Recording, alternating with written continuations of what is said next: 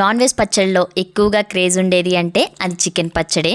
పచ్చడి అనే వర్డ్ చిన్నదే అయినా ప్రాసెస్ మాత్రం చాలా ఎక్కువ అనుకుంటారు కదా, అస్సలు కానే కాదు. నేను ఇక్కడైతే 1/2 kg వరకు చికెన్ని తీసుకున్నాను. బోన్లెస్ చికెన్ని తీసుకొని చిన్న చిన్న పీసెస్గా కట్ చేసుకొని డీప్ ఫ్రైకి ఆయిల్ని పెట్టుకొని మంచిగా గోల్డెన్ బ్రౌన్ కలర్ వచ్చేంత వరకు ఈ చికెన్ అంతా కూడా ఫ్రై చేసుకుని పక్కకు తీసేసుకోవాలి. ఇప్పుడు అదే ఆయిల్లోకి 2 టేబుల్ స్పూన్స్ వరకు అల్లం వెల్లుల్లి పేస్ట్ని వేసుకొని మంచిగా ఫ్రై చేసుకోవాలి.